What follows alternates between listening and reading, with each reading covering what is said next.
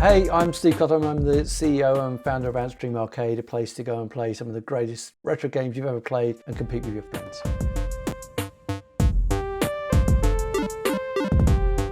What is your day-to-day job? What do you find yourself doing these days? Do you know a bit of everything? Someone once said that as CEO, your job is to sort out all the problems nobody else wants to sort out. And there's an element of that. We have an incredible team actually, but we're still only, it's amazing. We're only 25 people and we're running a global gaming platform with cloud streaming and there's the marketing activities that go with, there's business development, there's obviously the software development, there's design. We're starting to do some downloadable packs, which you'll hear about soon. And then there's the legals and the admin and all that kind of stuff. So I tend to kind of be across all of it, but not too involved. You know, and the team, to be honest, don't want me too closely involved. They want to own the problems and solve them themselves. Occasionally I have to step in when there's something that, you know, I feel passionate about and I want to be a certain way. But, you know, they're a pretty amazing team. When we started it, you know, I was one of the original coders on it, not on the tech. So I was more on the kind of web side of it. That was a long, long time ago. It started out as a hobby project. And then as the team grows, you know, you find yourself less and less involved in the stuff that, truthfully, I really enjoy. I love coding. That's when I kind of get into that flow state, but I don't really do anymore. So to answer your question, most of my time now is actually spent business development, you know, meeting new partners, trying to set up new contracts, looking for IP, legal stuff. All the stuff nobody else wants to do, basically. But I can't complain. One of the great things that I do really enjoy about it, I get to travel around a bit. I go to Japan twice a year, typically. So that's incredible. And you really get to meet some of your heroes and see the culture around retro gaming in Japan is incredibly strong. So I love doing that. I go out to the US for the Games Developer Conference. I go out to Gamescom. So it's great. I love it. I meet some incredible people. Yeah, sounds really cool. You met Yu Suzuki? I have not met him. But I know someone who will know him. Our man on the ground in Japan is a guy called Miyaki Kazutoshi. And Miyaki-san was the CEO of Sega Europe back in the kind of Dreamcast, Saturn days. Oh, the glory days. Yeah, Miyaki-san knows just about everybody in Japan. So an incredible guy, actually. He's in his 70s now, but he's got more energy than I have. Once I started working, I didn't really have that much time for games. I built a game, which I can talk about later. But once my career kind of kicked off, I've always had a very full-on career. So I've always kind of worked 12, 13, 14-hour days, weekends if I've got side projects on. And even now, I love to play a kind of big episodic game, but it takes me forever. So Christmas time, I'll normally take some time out and have a couple of weeks to just kind of spend some time playing games. I think Red Dead Redemption 2, I only finished last Christmas. That was because I was getting chunks of time for about 3 years in a row until I finished it. But it would be 11 and a half months between each play session. And you picked up where you left off?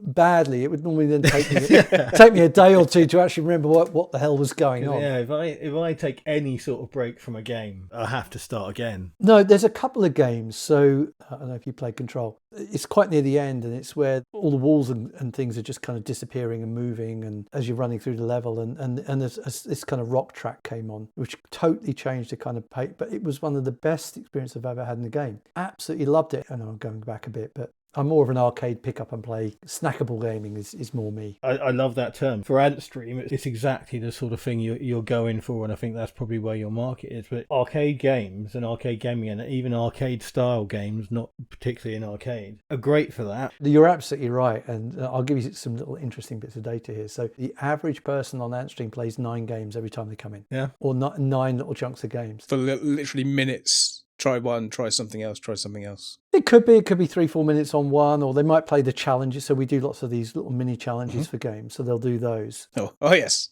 I know all about them. But they're really addictive. Yeah, I know. The Pac-Man one we did, and people don't believe me, but I've got the data for this. We ran a Pac-Man tournament with Amazon back, it's a good few years ago now. And the top 5 players on the leaderboard all played over 1,000 times each in 7 days, just constantly trying to beat each other's score. They were just constantly up there. But it was a challenge. It wasn't the full game, obviously. It was just a challenge. So they were just sort of shaving fractions of a second off their time. It's the competitive nature in all of us, right? I mean, you've seen these speed runs and things that people do, and who was the kid that bust Tetris and what was it, level? I can't remember what level it was now, but he got to a point in the game where nobody else had ever got to after sort of 30 years. Yeah. He was doing this weird thing where he had the controller upside down, he's rolling his finger. It's incredible. I mean, absolutely. It's not humanly possible. Yep. And then there's the guy who finishes Dark Souls on a banana. I've not heard this story. Oh, it's great. I love this one. There's a guy who basically made a series of bananas with electrodes in them so that as you touch it, it's the effect of pressing a button. I love that. Do you know, I'd love to find people that play Antstream in weird and wacky ways like that. That would be fantastic. You put it out there on your Discord, ask them. If you set the challenge, people will come. They're honestly. Oh yeah. I mean, you might want to make your keyboards redefinable before you indulge in playing it on a fishing controller. What's that about? Why can't I redefine my keyboard to QAOP space? Oh, you're a QAOP? Of course, I am that old, yeah. But yeah, everyone is. You can redefine your controller, but you can't redefine your keyboard. Wow. Do you know what? We can. I know we have controller mapping in. I'm guessing what you're saying is we didn't do keyboard mapping. No, keyboards are always cursors and like a couple of other buttons. Interesting. Okay. Remind me. It can go on the list. That's the kind of stuff that must be a long list. Oh, believe me, it is. With a lot of crazy. I first started the code on it. It was about 12 years ago. There's still things on that list that I haven't managed to get around to getting in there yet. And something annoying, I know a lot of people ask for it, is a lot of people want remote two-player play. Yeah. Yes. That was actually one of the first features we built. We have it. It works. Oh. The reason we haven't released it is because of the lobby problem.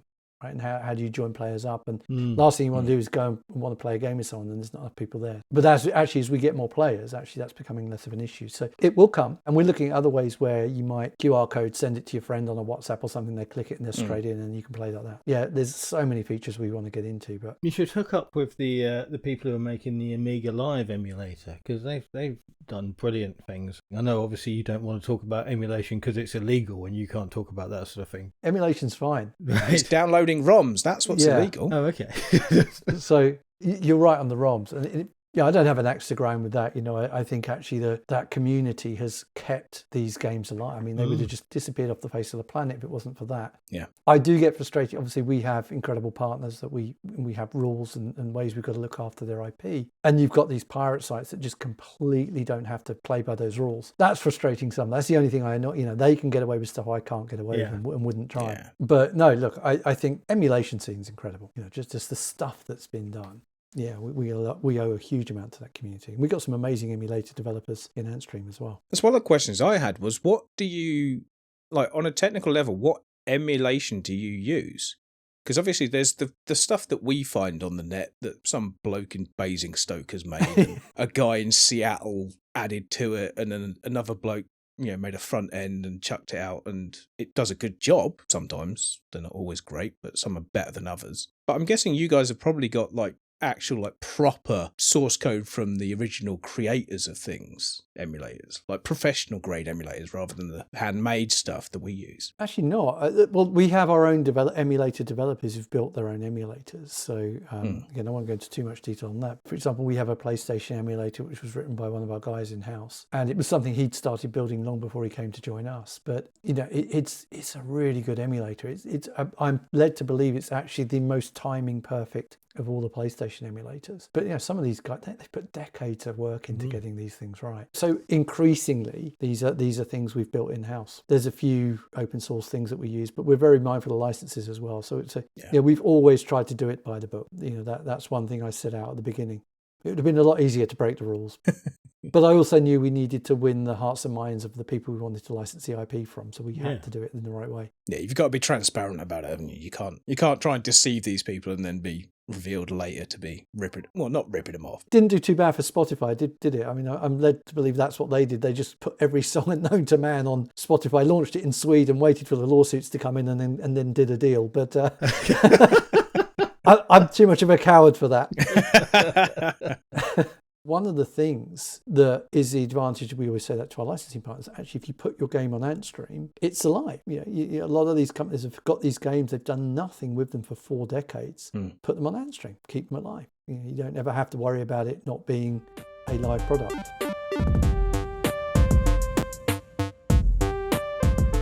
I must admit, before we organised to get you on, I didn't have an Antstream subscription. When I went on there this week and was looking at it, and you've got stuff like Boogie Wings, like Edward Randy, like Elevator Action, these fantastic, pretty much unheard of games. It's a really weird line that you must have to walk in terms of discoverability and people knowing the games that are on there, because a lot of people will look at Strikers 1945 and go right past it and not even consider it because they're looking for Space Invaders, or they're looking for Gallagher, or they're looking for something like that. How do you manage that? How do you manage that sort of discoverability of the new games? That's the topic of the day for gaming in general, particularly in places like Steam. There is so much content now. How do you get noticed? And it's something actually Antstream as a service struggles from, because we're competing against anything that grabs your attention, whether it's Facebook, whether it's TikTok, whether it's Roblox, whether it's Minecraft, Fortnite. It doesn't matter.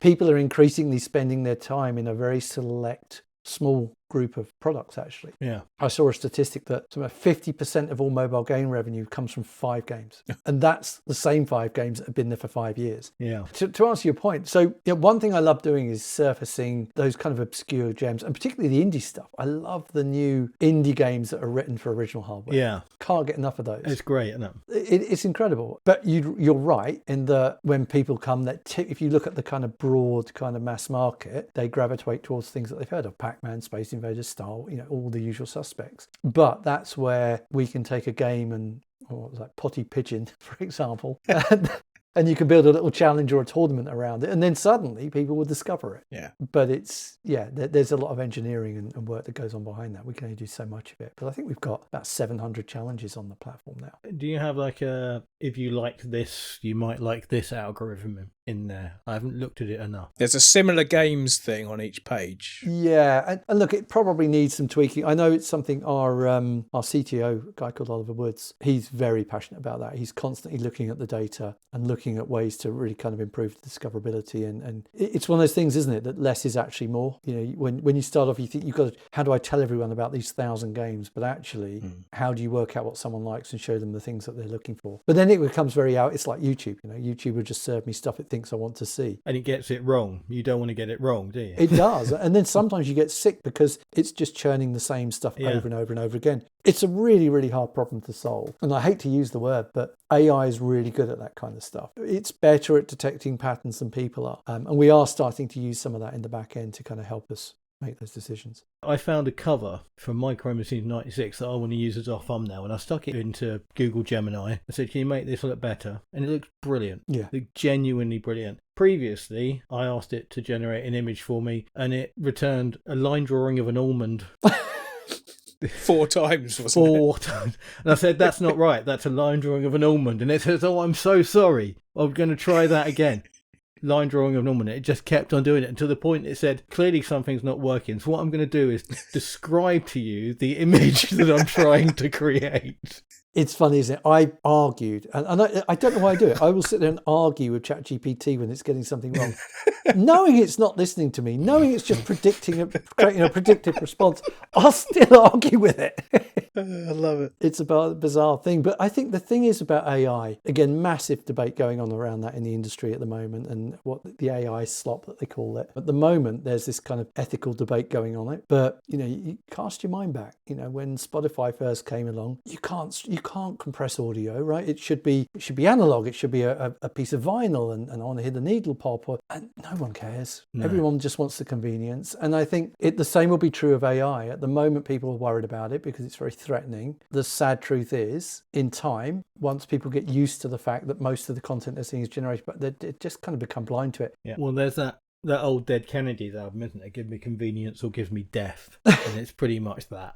Yeah. It's a weird thing. It's a double-edged sword for me. So when I learned to code, I'm going back to the Amiga days now, and I was self-taught coding. I was a teenager, so I didn't really know what I was doing anyway. But once I'd learned it, once I started producing stuff in machine code and mucking around with Deluxe Paint and Octamed and stuff like that back in the day, I really felt I'd mastered something. I felt I had a skill that not really many people I knew could do. I think a decade from now, if somebody can play a guitar or play a piano, they're going to be gods, because people really will value human creativity at that point. I remember watching the intro sequences and video replays from Gran Turismo on the PlayStation and thinking as I watched it, my God, that looks like real life. That looks like an actual video of it.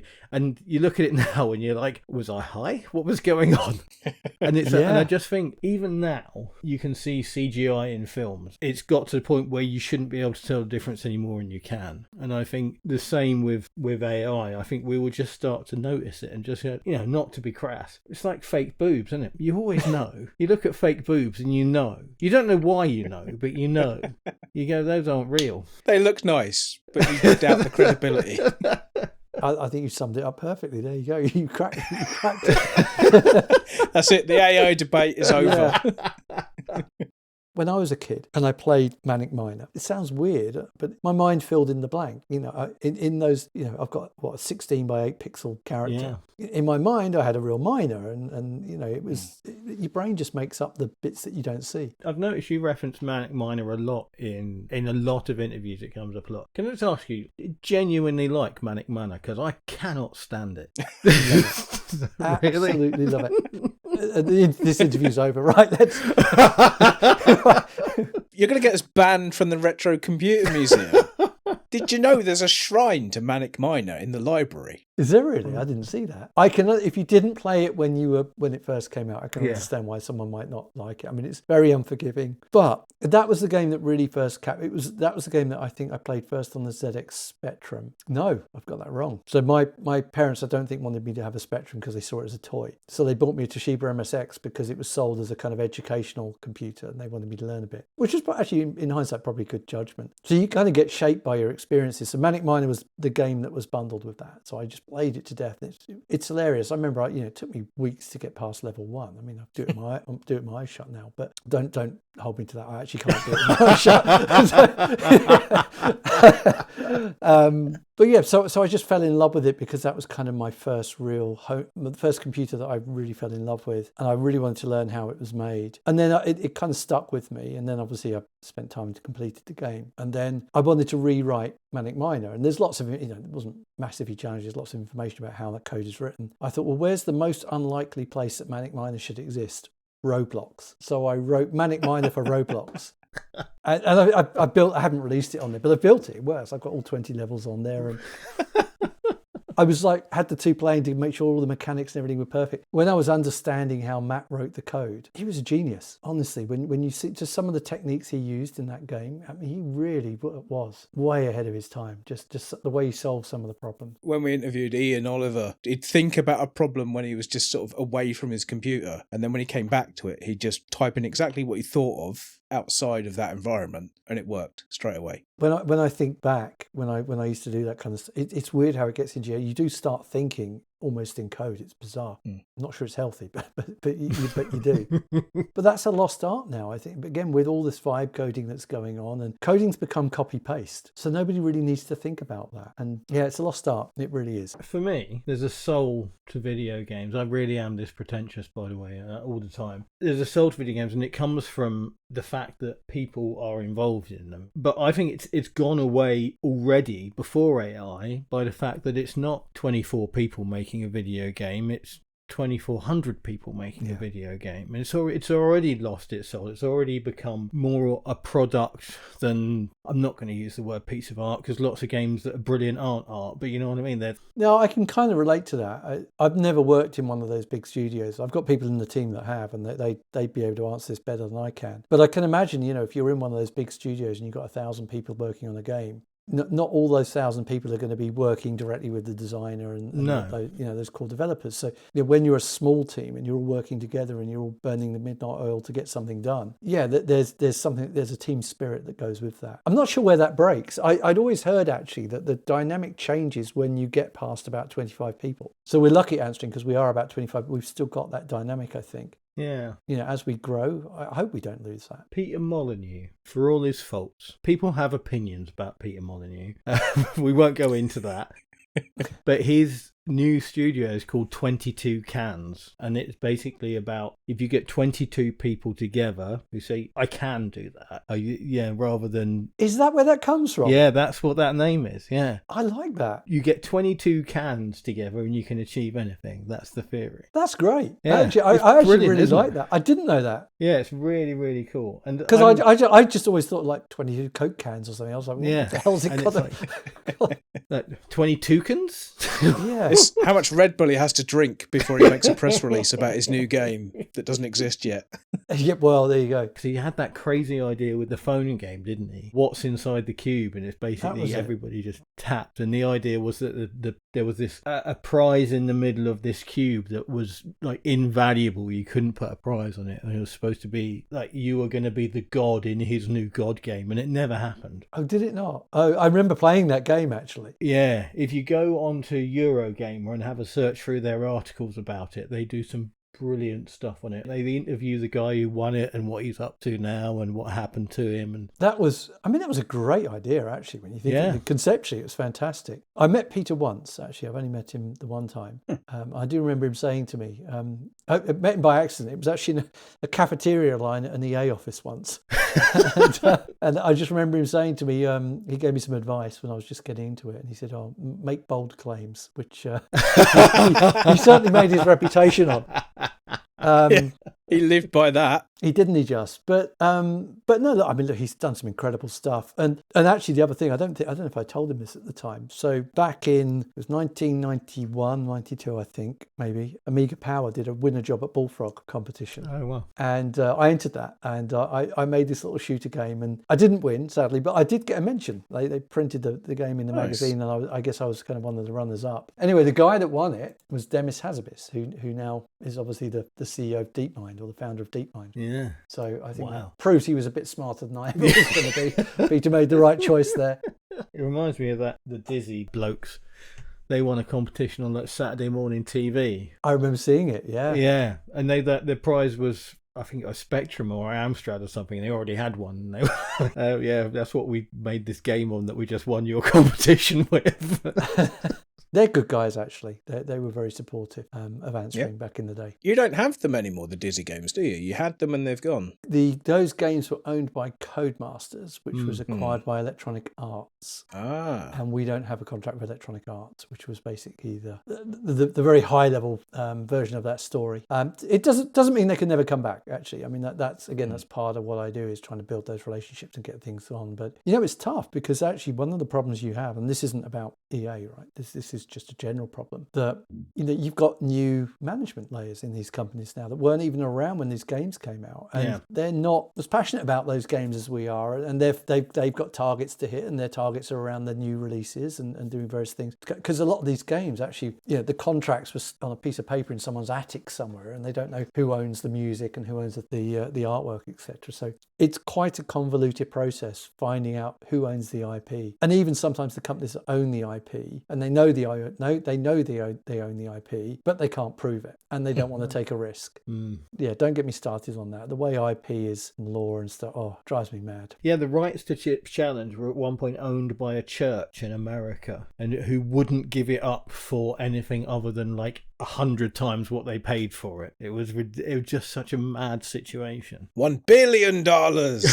Don't laugh. Honestly, I have met not plenty, fortunately, but I've met people who would tell me with their retro game that hasn't done anything for 40 years, they want $1 million up front for it. And I'm like, well, how am I ever going to make that back? It's just unrealistic expectations, and it's a shame, because it's holding those games back from people that want to play. And part of the reason Antstream exists is I want to introduce these games to new players, and the reason we did it the way we did it was to make it accessible for new gamers. I get the idea a lot of people want to play these games on the original hardware with CRT and the original joystick, etc. I get that. Hello. Totally. No, totally. In the same, and I bet you've got a record player, and you've got vinyl as well, right? Yep. Yeah, he's a hipster. And there's something. And look, I remember that as a kid going to, it was before HMV, the local record store. You would just flick through the racks, wouldn't you? And part of the fun was just looking at the covers. Amazing memories. But my approach was that if you want to keep these things relevant and you want to really preserve them, then you've got to make them relevant to modern audiences. In the same way that Spotify has made music available. I don't know about you, Andy, if I don't know if you have Spotify. I do, yeah. Well, there you go, right? So you can have your authentic experience at home, but when you're on the move, you want something that's convenient. And that's kind of what Antstream's designed to do. If you want to play it on your PC, your smart TV, your Xbox, your PlayStation, your phone, it's there. It's there for when you want it. So that was why we did it. That's why we did streaming. It was never about anything else. It was purely about accessibility. Was it never about digital rights management? Well, do you know, if I'm honest, when I started, yes, I thought people would love this. It's streaming. They don't have to worry about the ROMs being taken, and there's no piracy involved. I don't think that was as much of a concern, truthfully, to those companies as perhaps I thought it would be. Because if you look at other products, whether it's a collection of games that you can get on Steam or stuff that Evercade are doing, or the 64 minis, etc., you know, those products have the ROMs embedded in them somewhere. So I think the companies are willing to let people use the ROMs. So it wasn't really about rights management. I thought it might be, but it wasn't. No, it was more about, you know, we always said, you know, we wanted to be the Spotify of games. The reason we did subscription was actually for the thing that I explained earlier, where someone comes in, they'll play 9, 10, 11, 12 games. Well, imagine if you're on Steam, you don't want to pay for 12 games to find out you only want to play it for 30 seconds. Yeah. So that was the whole thing. It was about snackability and coming in and just trying lots of different stuff. It's a different way to experience them, really. Yeah, your £4 a month price plan. I think you've hit a sweet spot there. I mean, I imagine you won't be able to keep it at that price forever, but I mean, if you keep it relative around that sort of price. First thing I asked Dave when we did this was, can I get a free trial? And then I looked on it, it's like £4 a month. It's like, I can, you know, that's less than a beer. I work in London. It's less than a beer by a long way. It's less than half a beer in some pubs. Well, there you go. It's funny when you put it like that. And look, I think that was it. It was all, let's make it accessible and make it affordable. It was the Spotify model. That was always the way we did it. I want to make it more accessible, though, because I think there's things we can do to let people experience it without having to spend the $4. So, for example, we do these tournaments and challenges. I'd like to make it so that if you challenge somebody but they don't have an Antstream subscription, they can come in and play that challenge with you, for example. Oh, cool. Don't hold me to this on record, but that's, I mean, you put this out. No, you're allowed to have ideas. Yeah, but that those are the kind of ideas we're exploring, to let more people kind of come in and play. No, I like that. Nintendo did something similar with was it the DS or the 3DS? No, I think all the way back to the Game Boy Advance, where only one person had to actually own the game, and then you had the link cable and you could play. Yeah, I remember. Yeah. And I think that's a great way to get, because, you know, you've got a good game, and you've got lots of good games on your service, but you think in terms of the Game Boy Advance, you're playing Mario Kart Advance on a link cable with somebody else, and that person is going to go out and buy that game very soon afterwards, because it's a very good game. Well, that's it. Yeah, it's amazing how things have changed, hasn't it, in that respect? I think, you know, if you let somebody come in, if you give someone a good experience, they're more likely to become a customer. Yeah. So yeah, we're always thinking of that. You know, my goal is to get as many people playing these games as possible, including younger people. Importantly, that's the thing. Yeah. Did you see the article in, I can't remember which newspaper, I saw it online, exactly the thing you were talking about earlier, about where you're vying for attention, and attention being a commodity now. Yeah. And it's dropping for video games, and has been since the end of the pandemic. Whereas with what you do, I'm going to use the word again because I love it, that snackability of it, and the price point that you've hit, I imagine your trends are opposite to that over the last 4 years. Yeah, I mean, look, we're continually growing. Yeah. Look, I'd always love to grow faster. I think, you know, one of the frustrations I have is that, you know, although we're quite well known now, I meet too many people who haven't heard of us. So we want to solve that, but that's kind of hard, right? Because I don't have the budgets of a Microsoft or a Sony or an EA or a Ubisoft even to kind of let people know about it. So we're much more organic. Yeah, it's back to discoverability, isn't it? You want to stop wasting your time on podcasts that have got 100 listeners, mate. That's what you want to do. One of the questions that I wrote down as a little bit of a joke is, how big is the micro SD card that holds all of the games on Antstream? Because if you look at all those really old games, they take up no space. They don't. Every email I send that has a picture in my signature is 5 times as much data as an Amstrad game. It's bonkers, isn't it? I'm just looking at my desktop now, and I know they are. The icons on my desktop, each icon is more than a game, more than an Amstrad or a Spectrum 64 game. It's nuts. Our first interview was last year. We interviewed Mike Persane, the guy who created Desert Strike. Oh, did you? And he was a great guy. It's a really good interview to listen to. And he was saying that when he basically got to the end of it, he had like 7 bytes of space left. Wow. Everything had been trimmed down as much as it possibly could to fit on the cartridge. You see, that's back in that era, wasn't it? Which no one has to think about anymore. No, that was the art. Yeah. What was it? Someone took Resident Evil, didn't they? And didn't they port it down onto a Mega Drive or something? Yeah, I love all that stuff. But that again, that is a lost art. I remember when I was doing my Amiga coding back in the day. What was the game you made, by the way? You said you made a game. Oh, I've got it here somewhere actually. It was. It's not a very well-known game. I did a game called Nitro Racers. Oh, okay. Which was published by 3DO. Is it on Antstream? It's not yet. There's no reason it shouldn't be. Surely it's got to be on there. It should be. It was like a super sprint style game. Lovely. And I think I might have this wrong, but we were probably not the first, but definitely one of the first that had 8-player network. So you could have 8-player network, obviously all on your own screen, or you could have I think 2 or 4 players on one screen. Yeah, it was a fun little game. I mean, obviously by today's standard, the physics are a little bit dodgy, but it was fun to make. It was a trying time. It was the first game we made, and we didn't really know what we were doing. We took too long and spent too much money, but we did it. I learned a lot from doing it. Was it because you made that one and you sort of thought this isn't for me? You came away and did other things, or did it just not kind of work out? No, so we kind of broke even on that.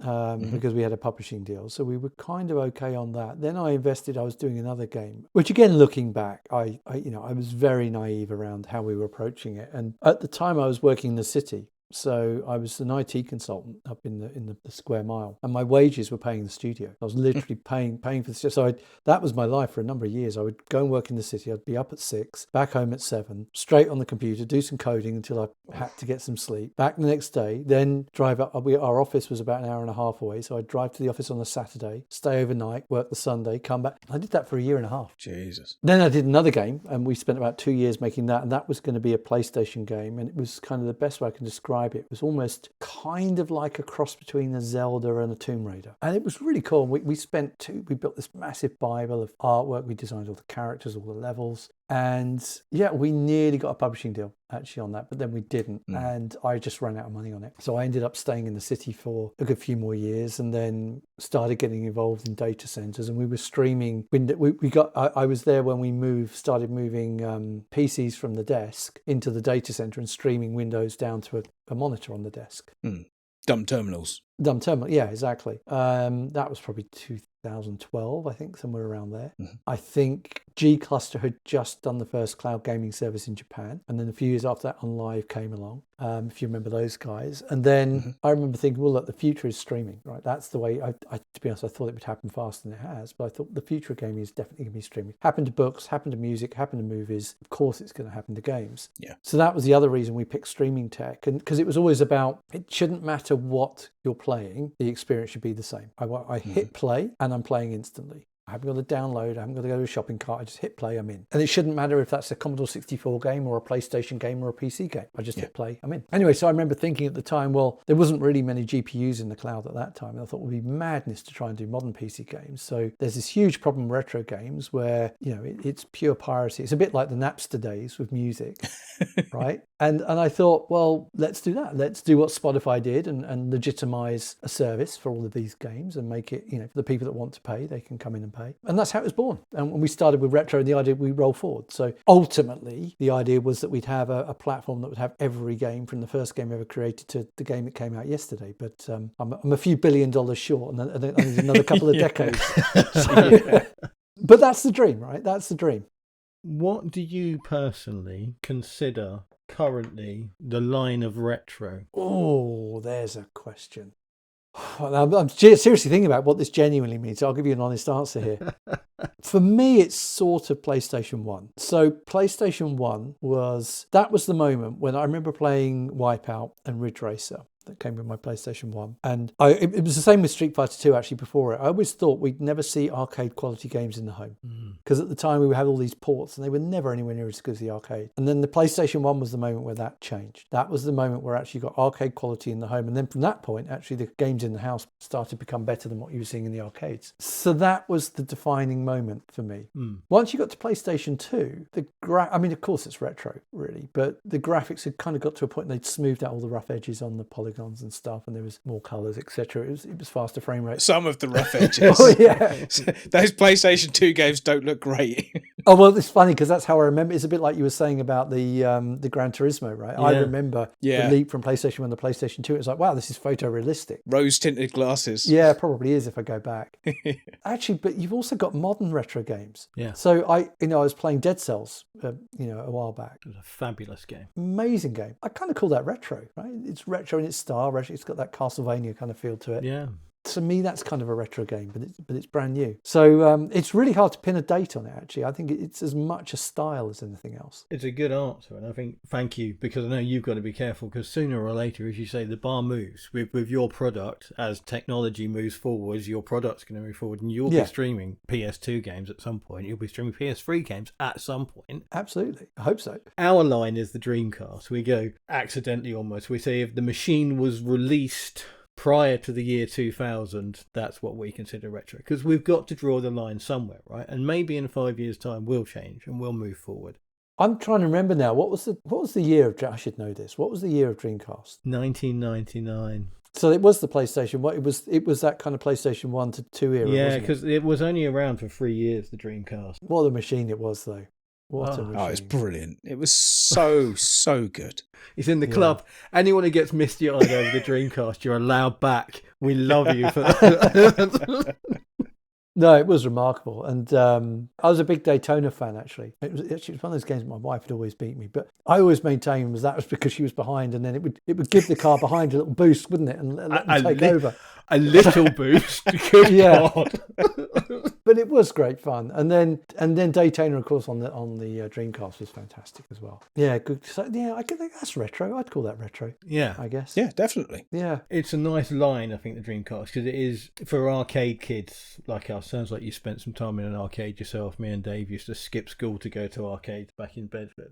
Like the Soul Calibur is better on the Dreamcast than it was on the arcade, and that was just like just how is this even possible? Yeah, it was a real watershed moment. Again, maybe it's rose tinted spectacles. I remember playing. It was Soul Blade, the original on the PlayStation. I had that version, and I'm sure it doesn't look like now, but I remember that being incredible graphics. It's the greatest intro sequence in the history of video games, wasn't it? And the music on that, so good. Resident Evil, the FMV.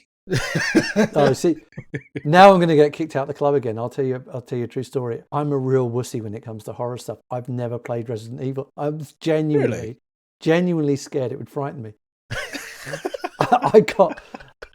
I'm sure we should play it because I'm sure it won't. But I remember playing Half-Life, and crikey, the amount of times that game made me jump. It's only we did a Resident Evil episode. We're probably going to do another one. There is a very famous jump scare involving zombie dogs in that game. And 30 years later, having played the game countless times before, it still made me jump when I played it again. I love it. A piece of genius. Oh, this is the bit where, oh, Jesus!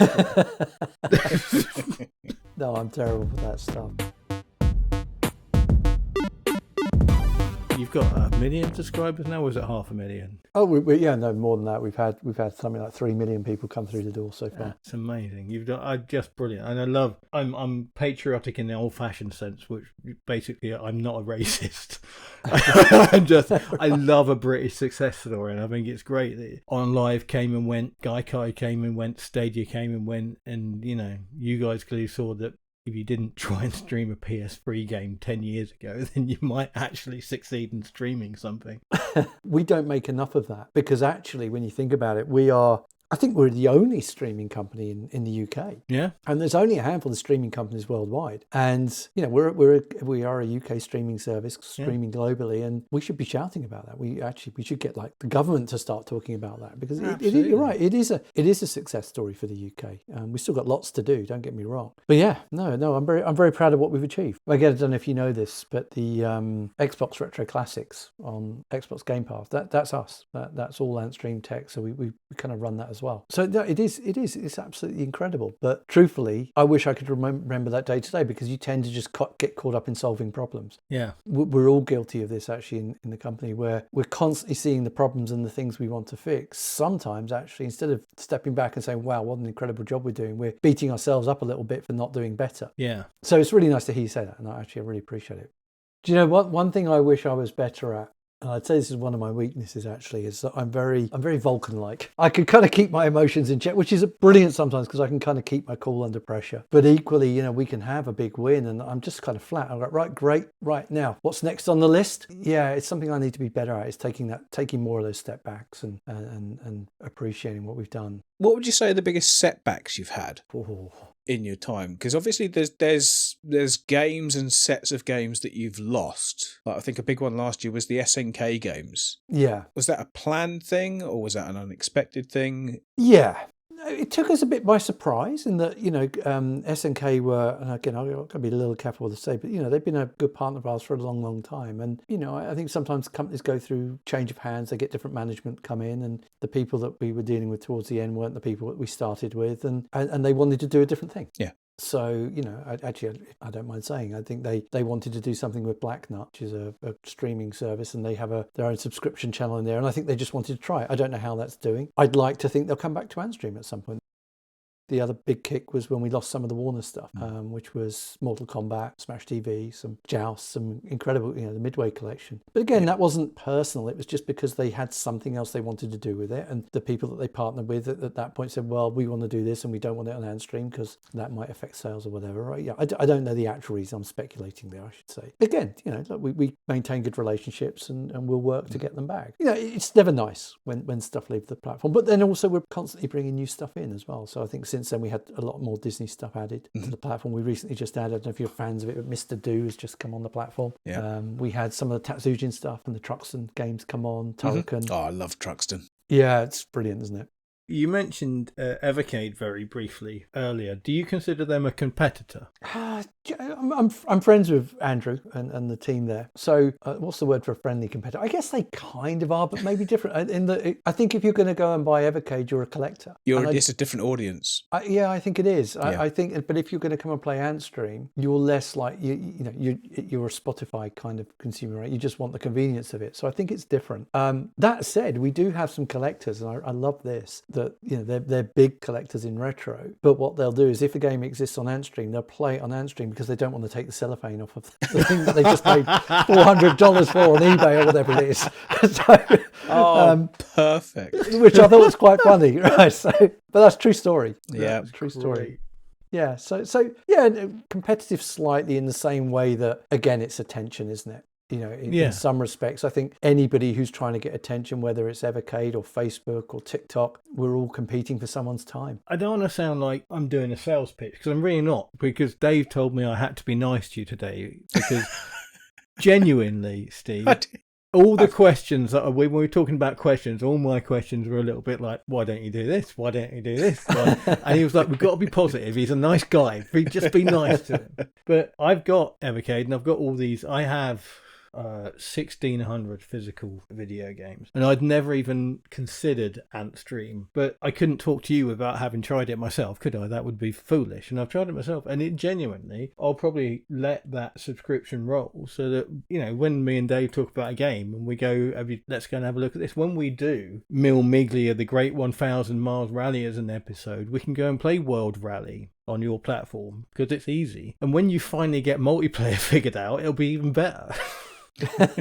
I know it's not quite the same, but we have the asynchronous multiplayer, so you can battle on leaderboards. Yeah, that's great fun. We do that. We have a session called Let's Play every Friday on the 4:30, where the company get together and we just test the latest games we're putting on the platform, and we're all on camera and we're all playing and trying to beat each other's score. And it is great fun. So we'll play together. So we I guess it is kind of multiplayer, but it's high score. Yeah, it must be like a question you get asked a lot. It does come up. Yeah, definitely. We talk about this a lot as well. And I think now you brought it up, I'll talk to Oliver, our CTO, tomorrow. I'll say, okay, come on. Let's bump this one up the list a bit. Andy wants it. Put it in. Yeah, absolutely. Just for you guys.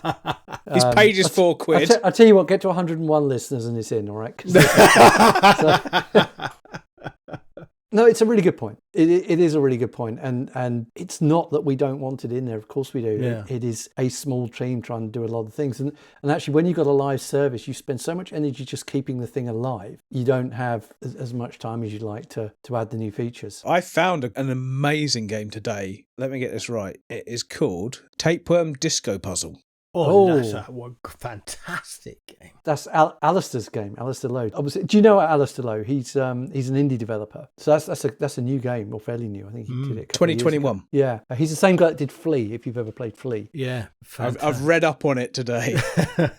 I love that game. The music on Flea is just it's incredible, isn't it? It's brilliant. So catchy. No, I love his work, actually. And I saw him at Play Expo a couple of years back. No, he's been a big supporter of ours, and we're a big fan of his. I haven't played that one, so I played Flea a lot. Oh, it's fantastic. Do you know the Playdate, the little crank console thing? It's on there. He's pretty much put it on everything. Genius. When I looked it up, it said Playdate, and I thought, I bet Andy's played this. It's brilliant because you rewind. The Playdate is a little thing, and the main control is a crank on the side. Oh yeah, I've seen that thing. Yeah, I had on my notes a very rigid question about who you consider your audience is, but I'm not going to ask you that because we're having a much nicer conversation than that. Right. It's a redundant question. Well, yeah, exactly. We know who the audience is. But I think it's interesting that, yes, I'm 100%. I'm looking at a CRT TV. I've got 5 more, genuinely 5 more in the loft and 1 in the garage. Beautiful Bang & Olufsen widescreen CRT TV. And yet I can see myself now, having experienced it, just having a quick bang on Antstream Arcade. That's exactly it. You know what I mean? I genuinely can. Check out Dave's latest R-Type high score. Yeah, right.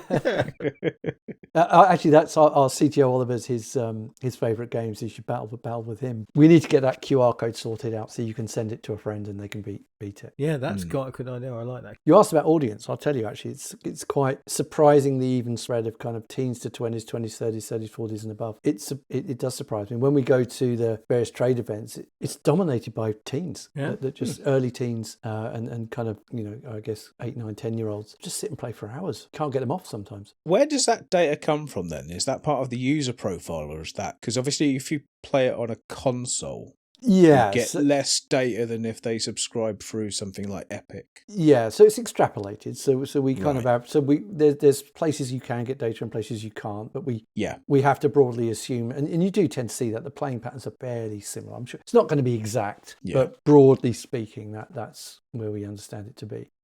I've got Antstream on Epic. It's one of the 4 games that I've actually got on Epic for some reason. And as soon as you launch it, the latest advert for whatever's in Fortnite comes up. And this week's special big thing in Fortnite is the Kardashians.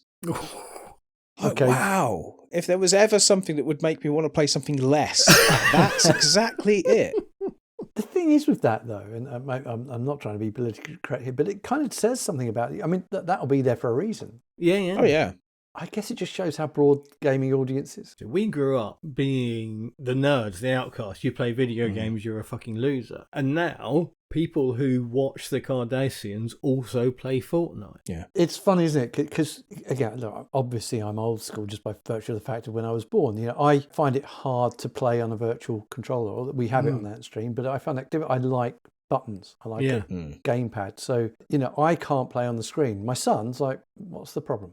Because that's what he grew up with. Yeah. He doesn't have 50-year-old thumbs. Exactly. That click every time you do something. Actually, that is one thing I do love about Antstream, though, is as a more mature player, shall we say, I do actually have a fighting chance on some of the games, particularly if I played them as a kid. Yeah. So, I love that. It's very family friendly. Nintendo and Sega are very protective. The frustrating thing for the gamer, as much as I hate the word gamer, is that they hide it away. They tuck it away. They stop people from having to do it, and you're the opposite to that. And do you find that the bigger the company, the harder the struggle? Not always, actually. No, not. It can be. It's harder to find the right person. And that's the thing. Some of these companies have obviously got thousands of people in them. It gets easy as you get to know the industry, you get to know the people. It's quite a small industry, so it's easier now. So I probably know the people in most of the companies that I would need to talk to. But certainly when I was starting, that was very, very challenging. Yeah. And there was an element there, of course, as we were starting, people wanted to see that we were serious and that we were a legitimate service. And so there's been a lot of proving that we are who we say we are, and we do care about this stuff. Who were the first? Who were the first people you approached? The first person we spoke to was 12 years ago. Just me and 2 or 3 others at that point. And we sat down and they loved the idea. They thought, this is great. Because at that time, again, no one was really doing any, Evercade didn't exist, Antstream didn't exist. It was pure piracy the whole way then. And all I can tell you is we still don't have their games on our platform. We're still talking to them, but that'll give you an idea of how long some of these things can take. I'm sure we will get them on the platform at one point. But again, a lot of it is about, it just has to align, because a lot of these companies have ideas on what they want to do with their IP, and they've got their own plans, and we don't quite fit into that. But at a certain point in time, we will. So sometimes it's just being patient and waiting, keeping those relationships going. Yeah, because there was a thing about, I think it was about a year ago, maybe less. Sega pulled all of their retro versions of everything off of Steam. So they delisted everything overnight, and you can't buy them. If you already own them, you can still play them, but you can't buy them anymore. And my assumption at the time was that they're going to make their own streaming service. They're going to make Sega Monthly or whatever they're going to call it. Hasn't come out yet. Yeah, they'll have their own strategy and their own plan for what they'd be doing. Again, I don't know specifically in that case, but yeah, it might be they're just more focused on their new IPs now. Yeah. The other thing is there's a cost to maintaining these things in the stores. I don't know the reasons, but yeah, I was surprised when everything came off. I thought the same as you, actually, because there was a press article that came out where they were talking about building a subscription service, but then nothing ever came of that. So don't know. Who knows? But yeah, I mean, look, personally, I would love to have Sega on Antstream. I mean, that would be phenomenal. Yeah. Because you've got Mega Drive games, haven't you? You've got quite a few on there. Yeah, we do. Yeah, loads of them, and SNES and NES and Amiga and Atari. And I think that's the confusing thing. You go on there and you see SNES games, and you think, oh, they must have XYZ, Super Mario World, or Super Mario Kart, or whatever. And then you can't find it, and you think, oh shit, why not? I'm not so sure that the average user really understands the concept of the licensing that goes into it. No, I think that's true. Well, they probably do, because they'll see things come in and out of Netflix, like Friends has just gone off of Netflix now again. So I guess people are becoming more used to that. That's one of the things that actually I wonder with Antstream, whether we should be more of a platform that lets things cycle in and out. The idea was to build the library and just let it keep growing. But as I say, that isn't always our choice, right? That depends on what the IP owners want to do. Yeah. So maybe that is a better way of doing it, letting things cycle in and out. But it's different with games and movies, because if you go in and you play a game, you get your high score, you don't want to lose it. But I think we keep the scores and things like that. So if the games come back, the scores, the data isn't lost. We don't throw away the data. My expectations were really low going into Antstream Arcade, because I've had feedback from other people saying the lag's horrific, the latency's terrible, it's not like playing it on an emulator. I think if you're just playing it and not looking at a latency fucking number in a corner of a screen because you've got some software measuring that sort of a thing, I couldn't tell. I played Way the Exploding Fist earlier. I've been playing Way the Exploding Fist since it was new, and I couldn't tell the difference. I know exactly what you mean. And by the way, we look at the latency when we're testing. I used to do, going back right in the early days, but I'd have a camera and I'd film the screen and I'd make sure my hands were in it so I could see when I tapped the keyboard, and then how many frames it took before it would actually be reflected on the screen. So we put a lot of effort into making sure that latency is down as low as it can be. And you must be bored of talking about it, right? No, I love it. I still love it. But the truth is, look, what you've just described is what most people will say, is that they didn't. In fact, most people, when they play it, don't even realize it's streaming. And yeah, of course, there's nothing I can do. If someone's got a difficult, wireless router or something like that, and they've got problems in their home network, I can't solve that problem. But most people, again, it's back to that Spotify thing, isn't it? If you're absolutely massively into your audio, you can probably hear the compression on a Spotify track. I can't. I'm just, for me, I'm never going to know. And that's kind of Antstream. 99.9% of players that play Antstream won't care. If you're a competitive speedrunner, you probably will, and you're going to want to play on real hardware. I totally get that. Yeah. But yeah, that's a different. That's not the problem we try and solve. No, and when I said earlier about who you consider your competitors, you didn't mention, and I didn't expect you to mention things like the FPGA emulation machines that are coming out now, where they're trying to replicate the original hardware as close as possible, and that they are not your competitor. That's a completely different market, and it's, as you say, those are like the people who are buying new vinyl rather than old. And I love all that stuff, and that's the point, because I think, as I say, you can be into music and have Spotify and vinyl, and I don't know which machines you're talking about, but I love that new Commodore 64 Ultimate Yeah. that's come out. I went and met the CEO of them. We went over to see him and talked to him about that. And I just love his passion for it. He's doing that because he absolutely loves the Commodore brand. I mean, he's the Commodore's biggest fan. Maybe second, actually. Our licensing director who did the 64 Mini. He might be the number. I don't know. They can battle it out between themselves. Commodore 64s at 10 paces. Yeah, exactly. And then the thing is, with all that going on, we all know that the Spectrum was better anyway, so you can have the Commodore Well, 64. no, Amstrad. I think you'll find it was the MSX. That's funny. We've covered all four of the main absolutely. 8-bits. I don't think the MSX count. It doesn't win on scrolling, I'll give you that. Was it the MSX, Dave, that had that penguin game on it I was playing at the Retro Computer Museum? Oh, I don't remember. Like an into the screen game. Yeah, hang on. Have I got it here? Oh, I do have it, but it's not in here. Antarctic Adventure or Penguin Adventure. Penguin Adventure. The first one right. was Antarctic Adventure. What a game that was. Yeah, well, that's one of my favourite games growing up. I know when you see it now, it's probably quite jarring. I was at the Retro Computer Museum and got talking to Andy, the guy, his daughter, and she was like, yeah, and there was this game we used to play as a kid and I just absolutely loved it. And there's penguins running down the ice and jumping. I was like, I don't know what this game is. And then like she went, oh, Dad, come. And basically he was like, yeah, over to the MSX, got it fired up playing this game. This is a thing that I talk about a lot on this podcast, about when something is new to you, it has the power to be as brilliant as something that is new. 100%. Penguin Adventure, whatever it was called, I'd never seen this game before. It is ancient. It is borderline in black and white, and I absolutely loved it. Yeah. And it was brilliant. No, I always used to describe, I use the music analogy a lot, but it's like going in your dad's attic and finding a Bob Marley connection or something like that, isn't it? And yeah. And it's, again, if you're a kid and you've never heard that before, you show your friends, you've got something they've never heard before, and you're the cool kid, right? Yeah. And the funny thing is that you were mentioning Spectrum games earlier. I only had a Spectrum for a short period of time. My dad brought home one from work, just how I knew it. And the first game I played on that was The Alchemist. I changed into a bird from a wizard. Was that called The Alchemist? Oh, yes. Yeah. And Attic Attack and all that kind of stuff.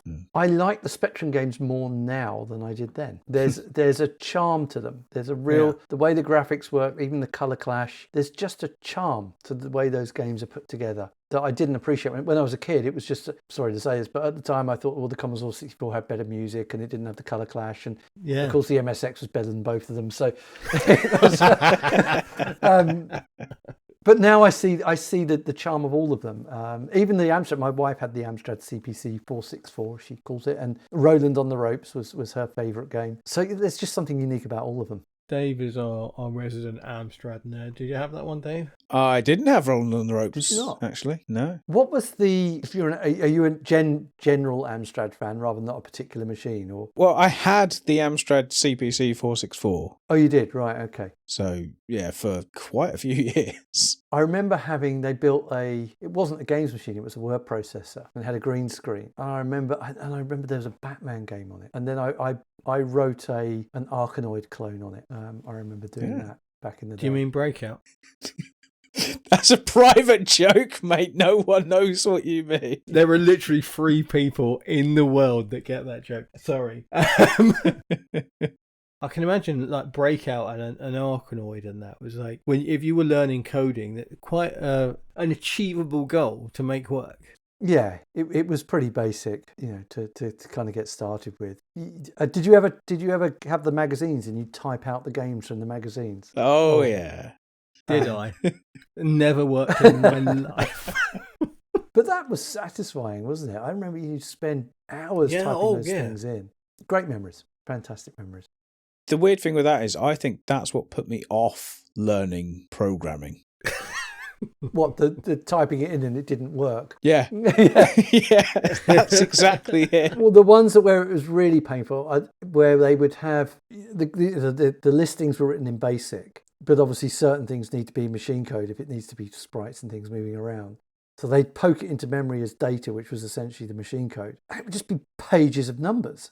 Yeah. And if you got one number wrong, that's it. And then you try and find one number wrong in pages of numbers. It's not fun, particularly when it was printed on a dot matrix printer or whatever they had at the time. in a dodgy typeface on grey paper. Yeah, exactly. I was listening to these kids on the train the other day. I call them kids. They were probably in their early 20s. And I think they were doing work with Meta. And they were mocking a woman in the office who had 5 spreadsheets and she was copying data. And these kids were just saying, she's so out of date. She's wasting her time. Nobody needs spreadsheets anymore because I can just do it in ChatGPT. And I thought, yes, you can, but you're missing the point. You have 0 skills if you just type something into ChatGPT. Yeah. Which kind of brought us back to where we started, right? But I think we need stuff to do. Even if it is mundane, it's part of the learning process. Did you see the Chinese New Year demo? The dancing robots. I remember from robotics, and it's like, we can't make a robot walk yet. Yeah. I remember this from being a kid, and it's like, oh no, walking on 2 legs is like pretty much impossible for a robot to do. And it's just like, now, it's just like, Jesus Christ, we have come a long way in a very short time. The thing that really was the epiphany moment, I think it was the NVIDIA CEO, and he was talking about, it's like the Matrix, isn't it? When he plugs in, I know Kung Fu. Yeah. And it's like that. Now, once they've got these robots, they can just download skills and they can instantly do anything. I find it fascinating. I mean, it genuinely does scare me, but I do find it fascinating. I think that's healthy, though, isn't it? I think if you are one or the other, you're probably going to go down a dark path. But I think if you're a little bit like, I'm not sure where this is going, but a little bit, I really want to know where this is going. That's a healthy place to be. If everybody's scared, then there's no progress. You've got to be open to the concept of progress. I'm kind of optimistic about it, if I'm honest, because I love technology. I love seeing the advancement. It could be a great leveler. I think if it ends up putting lots of people out of work, then that's going to change the whole system, because you're going to have some universal basic income because people are going to have to eat. Otherwise, you're going to have much bigger problems to worry about. So they'd have to come up with a solution of that. If you do that, homelessness is gone, because now everybody has a basic income and a roof over their head. So it solves those kind of problems. I think on the other thing that I'm optimistic about is think back to when we started to use computers. I'm sure there were people when Deluxe Paint came out on the Amiga that were saying that's cheating. You should be using a pen and paper.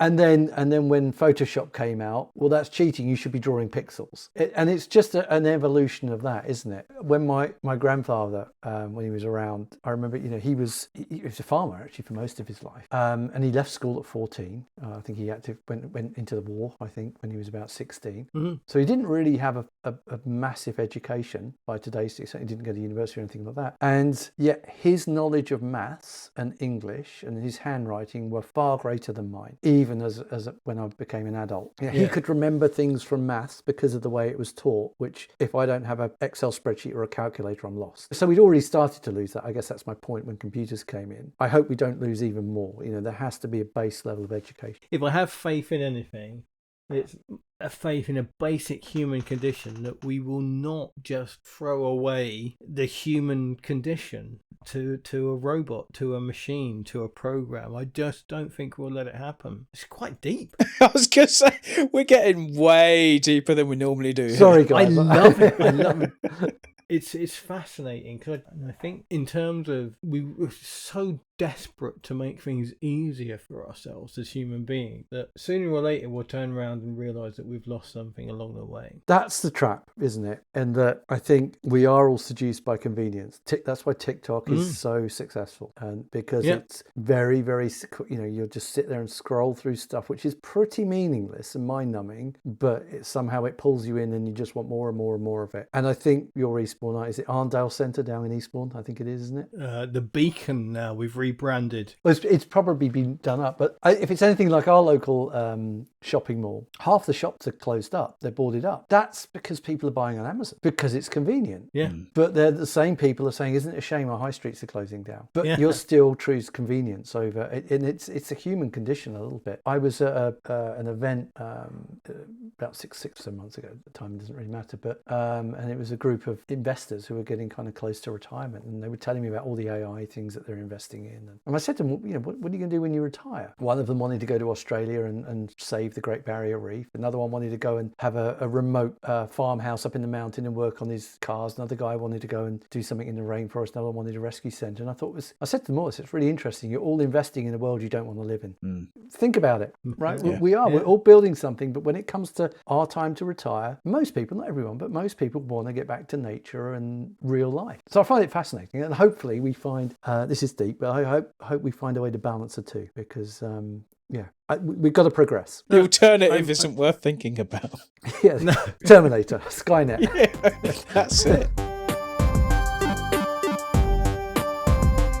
We're a remote company. We used to have an office at London Bridge, and when COVID came along and we were hiring, because we didn't have an office at that point, it didn't really matter where we hired people. So we hired a couple of developers in Portugal, one of our emulator developers in the US, and we weren't hiring people from London anymore. They could be up north, down south, didn't matter. Then when COVID was finished, and we started talking about getting an office, we realised that half the team couldn't get there anyway. So what was the point? So we just kind of stuck to the remote. We do all miss it. Actually, I think we do definitely miss those moments around the coffee machine or just being able to tap someone on the shoulder. But we have a solution for that. We have like a virtual office you can just walk around in and walk to someone's virtual desk. I've seen this. Is this the desk that you don't decorate? Yeah, that's the one. So the truth is because no one's given me the login code, so I can't get in and change it. So God knows what I get. In fact, I think I've got the worst desk in the company. I think. Steve, can I just point out you own the company, mate? Well, yeah, but they've got to have their fun. Steve says, "Get back to work, you lazy fuckers." They hear that enough from me all the time. No, I'm joking. Is that your management style? Work harder, work faster. No, I'm in the move fast and break things camp. I like the idea of trying and learning from failures and things like that. The Steve Jobs managerial approach. No, he was the opposite, wasn't he? Wasn't he the tell people a thing you've invented without actually understanding how it works, and then just make them make it. Was it true? Did you ever hear that iPod story with the fish tank? Was that ever true? Which one was that? Where someone presented the iPod, and he wanted to make it smaller, and they said, "Steve, this is as small as it can possibly go." And the story is, I don't know if this is true, but the story was he dropped it in the fish tank, some air bubbles come out, and he said, "There's air in there, make it smaller." That's probably about right.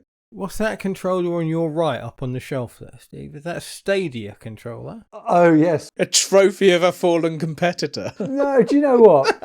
No, I was really, when Stadia came out, I was genuinely scared because I thought actually these, Google have got the muscle to just obliterate everybody. But no, I like this. I got to know the team there actually, and there were some really good guys. I don't know what really went wrong there. I think they could have done something really special. It was a shame. I think the concept was right, and they had YouTube that they could have kind of plugged in and integrated with, and I thought it was genius actually because I think they were the first ones where the controller connected over the wireless directly to the server rather than going through your TV. So they had all the right ideas. I think they just kind of got the package wrong. If it had come out for $9.99 with 500 games or something like that on day one, I think they'd still be here today. Who knows? But I don't celebrate when companies like that fail. I like all ships to rise, as they say. I was sad when it went. Yeah. But slightly relieved maybe at the same time. But I think actually, when I look back, what did I take on? Retro games and cloud streaming and building a global platform. Probably three of the hardest things I could possibly have tried to do in one go.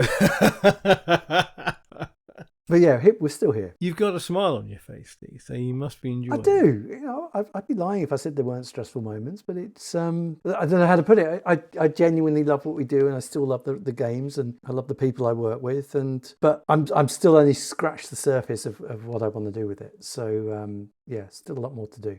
Can I ask you some nerd customer questions, Steve? Go for it. If you could give up 20% of your profits to achieve zero latency, would you do it? Oh, there is a question. I'm trying to do the maths in my head and it's 11:30. So I'm going to pass because I can't even process that one. I'd love to have 0% latency. Yeah. but I'm not sure I could bankrupt the company over it. I can't do the maths to whether that would bankrupt us or not, but it's too late, guys. I can't answer the maths. I can't do the maths on that. I'm going to repeat a question now. Why can't I reconfigure my keyboard? That's a very good question. So we have to think, because lots of requests come in. So when we're going through that list of priorities, it's okay, which one's going to make them, what the needs of the many outweigh the needs of the few, as Spock would say.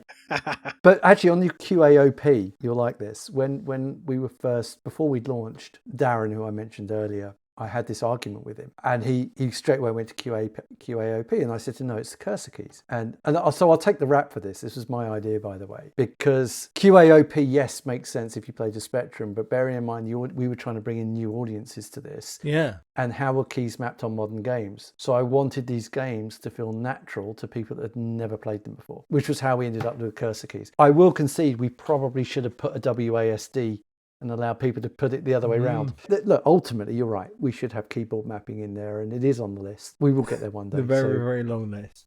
Yeah, we should do it. And actually, if we're going to do it, we should be able to map most of the games pretty much map to a kind of standard controller config. Yeah. So actually, what you want to do is you want to say QA is up and down, OP is left and right. Have that as your default configuration, and it works in every game. So you can go and play R-Type using QAOP and things like that if you want to. Of course, by the way, if you'd had an MSX, you wouldn't care because you'd have had cursor keys. Just to let you know.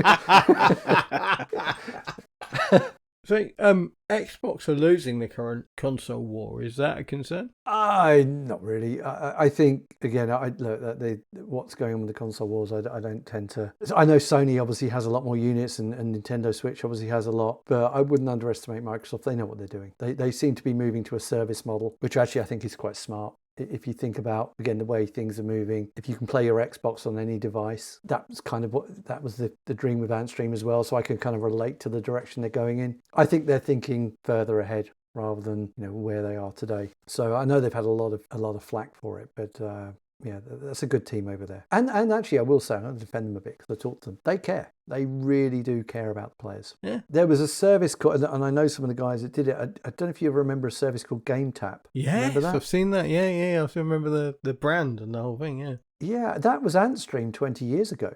And they did, they had it right. I mean, they had a subscription service. They had some amazing games in there. I think back then, they even had Tomb Raider. I think they had Sonic the Hedgehog and some great, they had much bigger budgets than we had to do it. But it was just way too early. Nobody was remotely ready for a subscription service back then. And it died a death very, very quickly. But again, it's just timing, isn't it? It's amazing how, people's attitudes change. There's a lot to be said for just keeping your powder dry and pouncing when it's right, isn't it? Did you think you did that, or do you think you got lucky? I always say to everyone, people are probably sick of hearing me say this, but to succeed, you need time, money, or luck. And if you can get all three, then you're doing really well. But it takes time. Definitely, it's taken us longer, I think, than we thought it would. And I think that's partly because of cloud streaming. I think took a lot of time for people to get used to the idea. And I think they are now coming around to it. I think people are seeing actually that's a pretty good experience. I'm not even talking about Antstream here. I can go on my Xbox and play a game instantly that's otherwise going to take 17 hours to download. That's a pretty good experience. And then if I can carry it on my phone and play it in the office, that's all right. So that convenience factor, I think, is starting to win people over. And the subscription model, again, I know that, again, gets, it's not for everybody. But again, it depends on the game. If you're a snackable game and you want to come in and try a dozen different games, well, subscription makes sense. It's far cheaper than having to buy each game or download each game and try it. You can literally in a few minutes try 10 games. How long is that going to take if you've got to download each one and pay for it? It's really interesting, actually, and again, particularly with the retro community, that, again, because a lot of those people are passionate, they're collectors, and they like the hardware, there's a bit of resistance, there's a bit of friction to get them to try Antstream.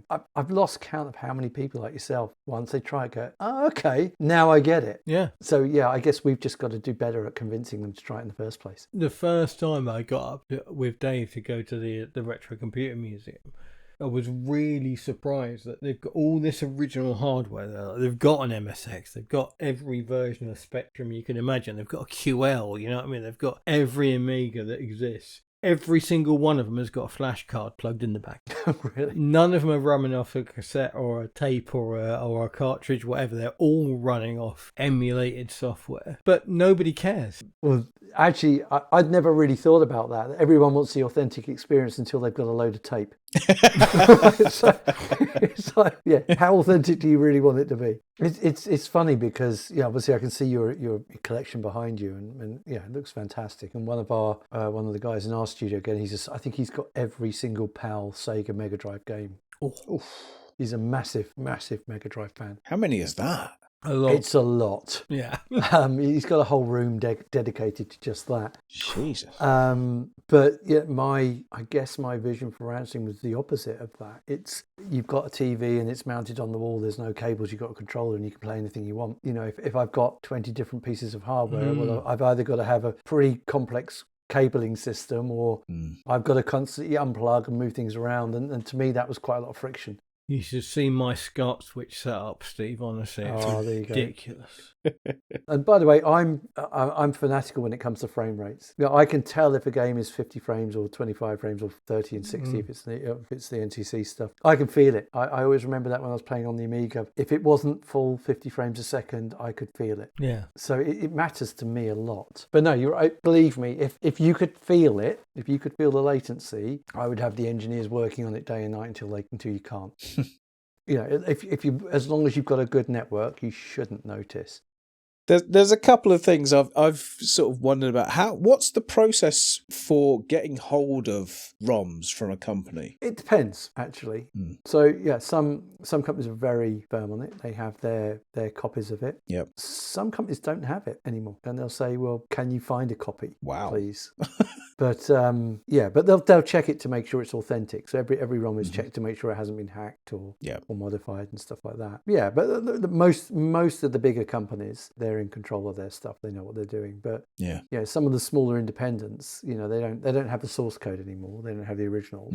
So their copy of it is probably the same copy that you've got in your collection somewhere. The one thing I don't like about the piracy stuff is so I'll give you a story. Actually, there was one developer who we were getting a game off, and I wanted to. It was an old Spectrum game.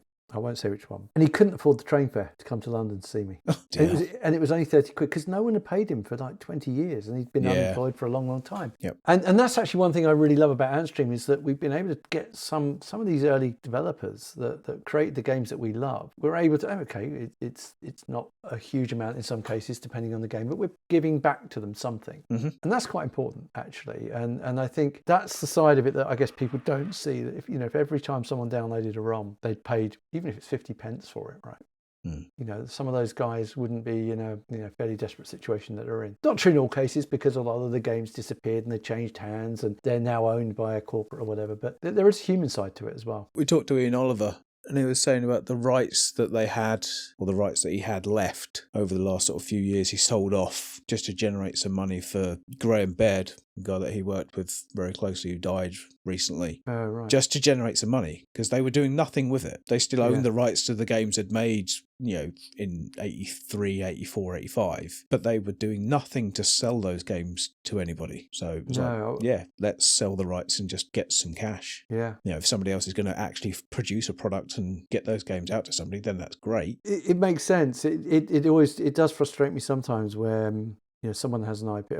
We kind of talked on this earlier. They own an IP, but it's an odd thing. They don't want to let it go because they might do something with it. Yeah. And there are people that I spoke to 10 years ago that didn't want to let us have a game because they might do something with it. And we're here 10 years later and they've done nothing with it. And we could have generated them some pretty good revenue in that time. Yeah. So that's a shame. But everyone's different. You have to kind of respect their IP at the end of the day. Yeah. So how do developers appreciate? As I asked this question, you're probably not going to be able to answer it, but is it a similar thing to Spotify where they get like a penny for every minute that you spend playing a game or something? Or is it like the time that people spend in a game generates a certain amount of money to be paid to them? It's exactly that, yeah. Okay. I won't give you the actual breakdown. No, I wouldn't expect you to. It's a timeshare model, essentially. Yeah, because Spotify is apparently horrific. It's like a percentage of a penny for every time a song is played. We pay considerably more than Spotify. But you don't get 1 billion people listen to one song. Yeah, that'd be a nice problem to have.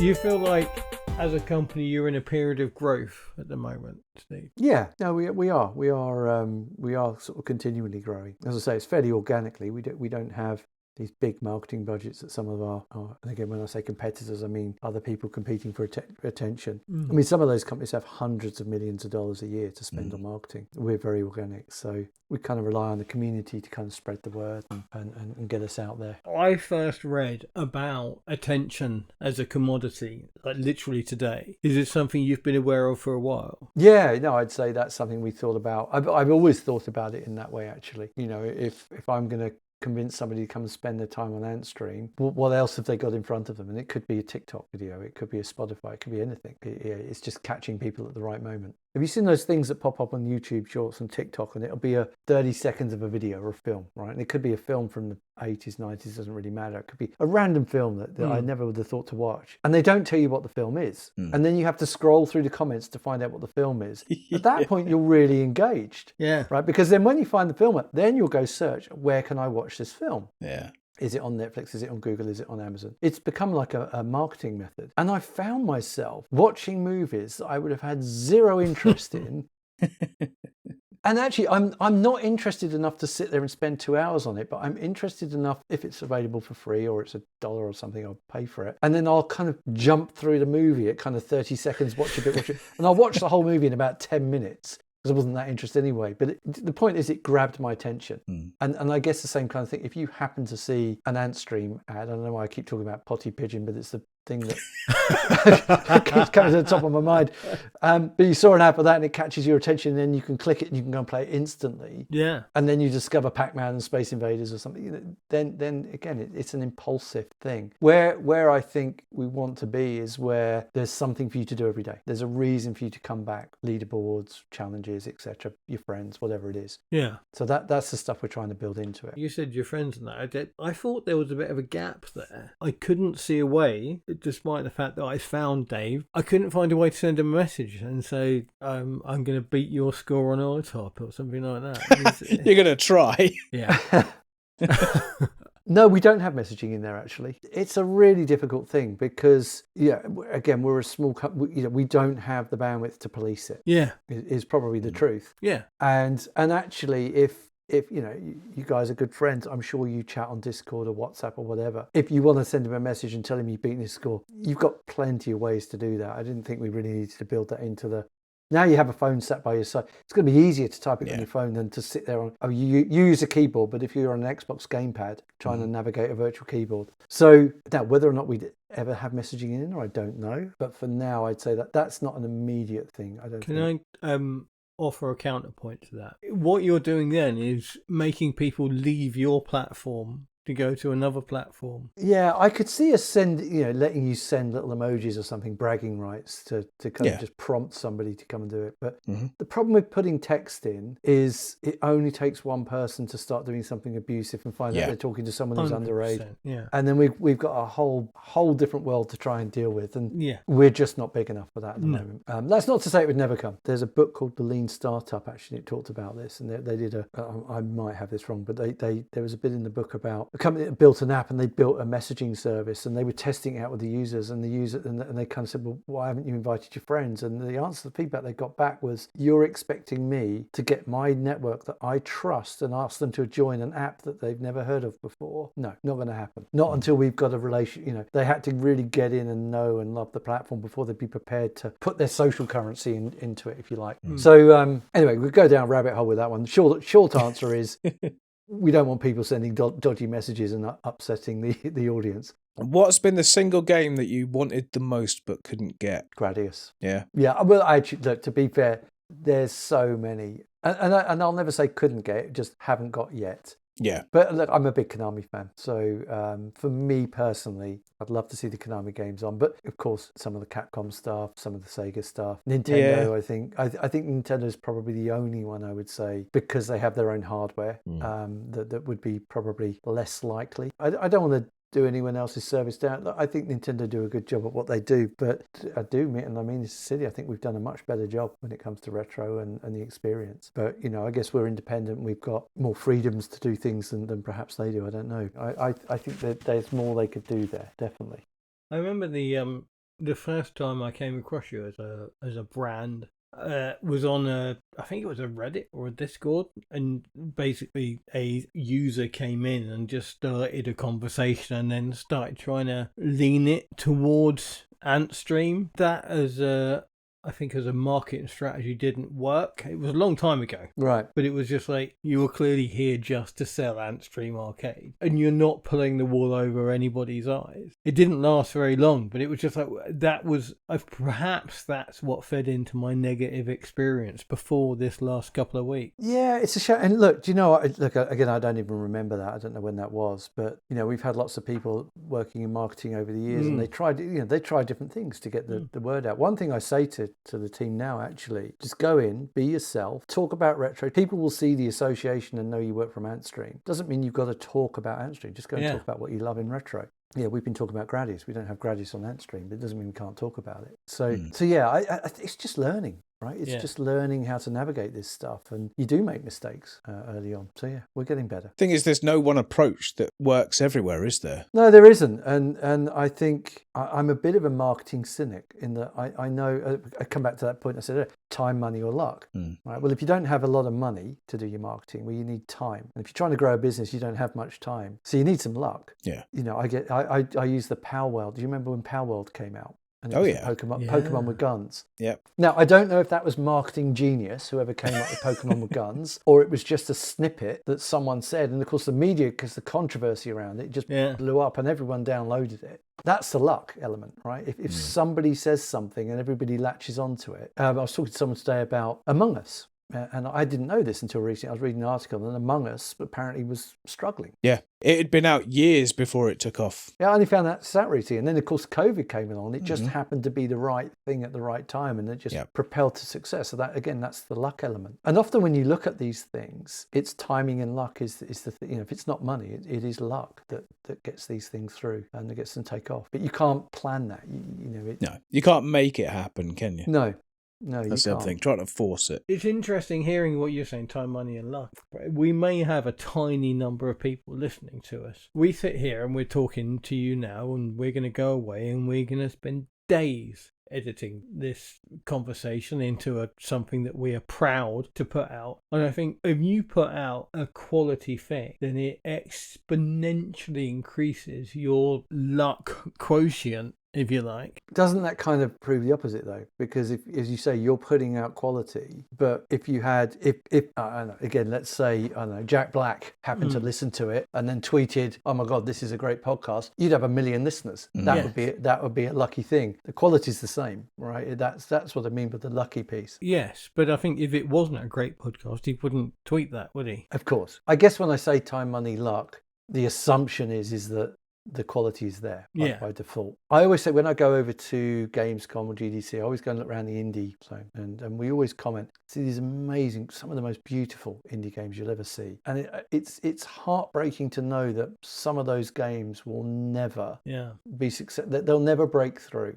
And it's not because they're bad games. It's not because it's just because that team won't get their lucky break, or they'll run out of time or run out of money. They won't get the Among Us lucky break timing thing. But it's not because of lack of quality. So there's so much good stuff out there. But there's human beings, I think, have only got enough attention span for about 7 things at any one time, right? So if there's 100 great games come out in 1 month, but you've only really got enough attention span for 5 or 6 of them, that's a lot that's going to miss out. And it is, and again, it's when there are companies who've got literal billions to spend to grab your attention. They're unignorable. That's going to take 3 of those slots. So you're left with like 50% of the available attention span. Well, some of them can buy their way to success. I'll give you another analogy I always use. It's like we're on a racetrack, and down the racetrack is your audience, your reach. But we've all got the same car, we've all got the same quality. We've all got a Ferrari, Mercedes, whatever it is, right? But my competitors, I've got Microsoft, Nintendo, and Sony, and TikTok, or whoever else is grabbing attention. They've got big 4-litre canisters of rocket fuel, and I've got a thimble of cooking fat. Right? I'm not going to get very far down the track. So it's that's the challenge. So that's where we need the luck element, right? So I just need a big gust of wind so that everybody sees and knows we exist. So yeah, but we get creative. We try and find ways around it. But then to carry on that analogy, the concept of slipstreaming, if the Xbox thing takes off and goes really nuts, you've gone along with their success. Yeah, exactly. I guess that is slipstreaming, isn't it? Yeah. I guess to a degree that's what we do. We do slipstream. So like when we launched on Xbox, we get a spurt of growth. When we launch on PlayStation, there's a spurt of growth. That is kind of how we get our growth, by moving onto these different platforms and I guess working with them. And truthfully, those partners are great to work with as well. They're very supportive. They'll tweet about us and talk about us. So yeah, it's an interesting space.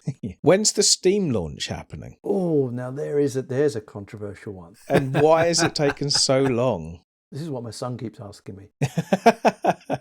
Are you just delaying it to piss him off? Yeah, exactly.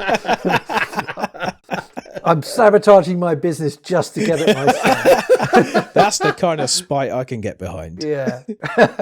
This is a question for the community, actually. And actually, I'm not, maybe we should have asked this already, and maybe I shouldn't ask this, but I'm going to ask you guys. Is Steam ready for a subscription service, streaming? Or will we get absolutely flamed by an audience that are just not used to streaming and subscriptions? There are subscription services on Steam. iRacing is a subscription-based driving sim. There's multiple MMOs that use subscription services, so it's not new. So I get the subscription piece in terms of their games, but they're not catalogs. So yeah, I take your point. The Steam community is just a very vocal one, and yeah, I want to be on Steam, I really do, and we could be there very easily actually, but I wonder if we're the right fit. Now, if the community tell us yes, please come to Steam, we'll make it happen, absolutely. But I think we've just got to, when we go there, we have to do it in the right way. And we have to make sure that we're getting it right for that audience. If we were to talk again in a year's time, what are the things that have happened in that year? Broadly speaking, obviously you can't reveal any secrets. So again, look, we've got some really cool stuff coming this year, actually. So I won't say too much, but I'll tell you it's around content and making it more accessible. Okay, nice. If you listen back to some of the things I've said earlier, I've kind of given hints as to kind of what that might be, but yeah, just making it less friction to get in and play, and when you get there, giving you more options, like reconfiguring your keyboard to QAOP. QAOP, yeah, that's absolutely. Can I just say, Steve, it's been a genuine pleasure. We keep doing this. We keep on inviting people along, and every single time we end up having a really great time. And I have to admit, I was not convinced that you were going to fall into our vibe, right? Basically. And you 100% have. It's been brilliant. I've loved talking to you. I've loved it. It's been great fun. I love talking about this stuff. Yeah. I thought you were going to be corporate Steve all night long. I thought you were going to be giving it the corporate answer after the corporate answer after the corporate answer. Because when I've read your other interviews, it does come across a bit that way. Yeah, whether it's edited that way or whether that's like you like holding back a bit, I don't know. No, it's all a bit. You're guarded is the word, I think. It's when we do the press stuff, they have a format. Yeah, they have a formula and a format that they use, and yeah, we don't. Yeah, and look, it does lose sometimes some of that human stuff. Yeah. And look, if there's one thing I've learned through doing this, and it doesn't matter who you meet, if they're into retro, we're just a bunch of guys that love doing retro, right? Yeah, that's it. We're all the same. So yeah, I'm all for that. One last very quick question. Go. What's your favourite cheese? Oh my God, could you ask? Do you know, there's two questions you shouldn't ask me, because one's cheese and one's football, and I don't like either of them, which has probably just destroyed your faith in me. But, okay, alternative. What's your favourite dinosaur? Oh, Tyrannosaurus Rex, obviously. Okay. But actually, there's two, Diplodocus, and I'll go with Diplodocus. I'll tell you what my favourite cheese is, and what's that plastic stuff that comes in the wrappers, which is fake cheese? Kraft cheese slices. Whatever it is. The stuff that you stick on a burger on a barbecue and it melts while you cook it. Yeah. The horrible plasticky slice. Okay, yeah. I'm easy to please. It's been lovely just to chat to you, because you are a success story and you should shout about it. Yeah, we need to get better at it. Yeah. Thank you. No, look, it sounds cheesy, but I do care about this stuff. You know, I do this because I care about it. And actually, do you know? And I think you've highlighted this because I've been talking to our team about this. If there's one thing I'll put our hands up and say we've done a bad job at, and that's actually telling the community what we stand for and what we care about. Mm-hmm. And I think you hit the note. You expected me to be quite corporate. Yeah. And I think perhaps that's the image we've given out unintentionally. I would say, you know, we want to be seen alongside Xbox and PlayStation and Nintendo, and maybe we've adopted too much of that kind of corporate image. But we're not. We're indies really as a platform. We're an indie platform. So yeah, we'll work on that. We'll work on getting that out.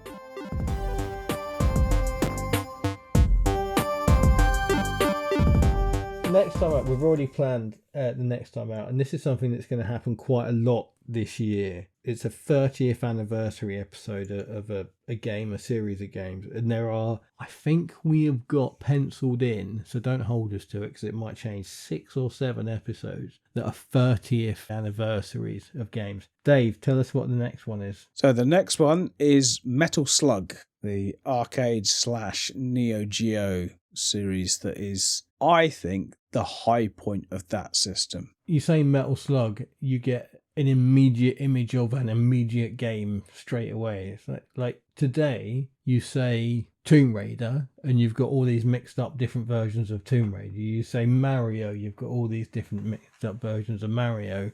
Metal Slug is Metal Slug. It is those characters and the way they fire those guns and those animations. It's a very much a singular thing. I'm looking forward. I've not played a massive amount, so I'm looking forward to getting really stuck into those before we come back. There's a bunch of them as well. There's like 8 of them, I think. Yeah, there's loads. So that's coming up next time on Cocktail Mode, where gaming and alcohol are in our blood.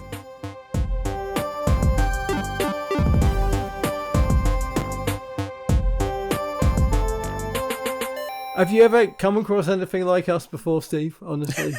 It's quite unique.